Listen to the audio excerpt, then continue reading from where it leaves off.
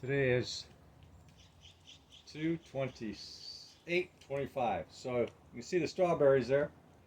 What I'm going to be doing today is I'm going to be transferring these strawberries into these pallet runners that I made for strawberries. And so what I'll show you is the job that's ahead of me. So there's the pallets. It's kind of a nice pallet picked up yesterday. And then there's some finished ones there. I got some hanging strawberries in some 2-liter bottles. I just come up the driveway. Most days, pick a few strawberries going in and out of the driveway. So here I'm coming from, I'm rebuilding all these. And so there's one that I rebuilt there. I'm replacing the soil. There's 2 that I rebuilt there. 2 of them. And so all these here will get rebuilt. And so there's the strawberries that were in the old ones. So here's one I'm getting ready to work on right there. I'll be rebuilding that one, giving it a nice solid bottom. They didn't have bottoms because of where I had them before, but I decided to put them on bottoms. There's my fig tree. Had a few figs that didn't quite make it before the freeze. There's another little fig tree, and then raspberries over there, and there was a big rosemary plant right there. Pretty good size. Well, I clipped it down quite a bit. I eat a lot of rosemary. There's lavender. Got some lavender there. That's going to look pretty nice this year. It looks like it's starting to come out of the winter. And there's a bunch of different roses. Put them in washer tubs. And so, looks like maybe more lavender. I don't know what that is. So, what we're going to do here is we're going to go back to strawberry plants. Yeah, weird idea. I don't know. It just came to my head, and I went, huh, I wonder. Well, I just put these strawberries right here. So what we're going to do here is I'm going to show you just real quick how I go about this. So get a little soil in here. So all the soil that I use, I make my own compost. And so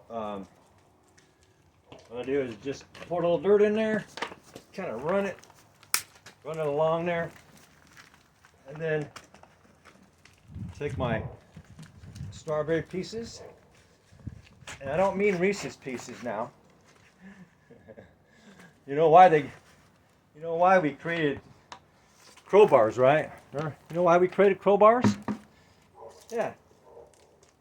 We created crowbars so crows wouldn't have to drink at home anymore. So you take the strawberry plants and you just kind of, I like to have one strawberry plant.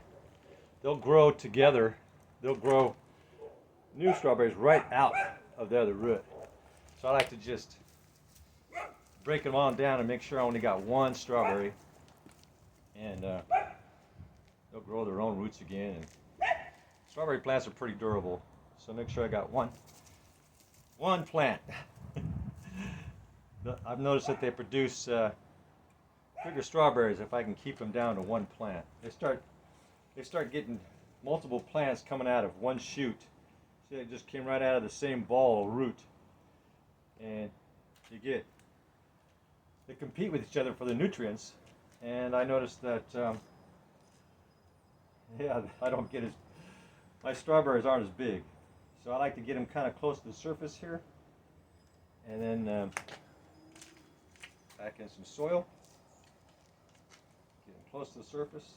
Pull them up a little bit. Push it down. Pull them up a little bit. Push the soil down.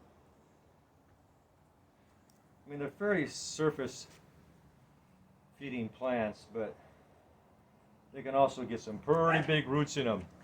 Right? They can get some, feeding frenzy.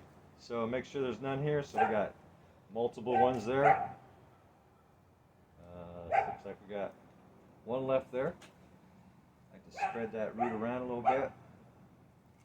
Keep them about, I don't know, a foot apart or something like that. And poke that dirt in a little bit. Get it firm before I get there. And fit her all on in there. Just like that.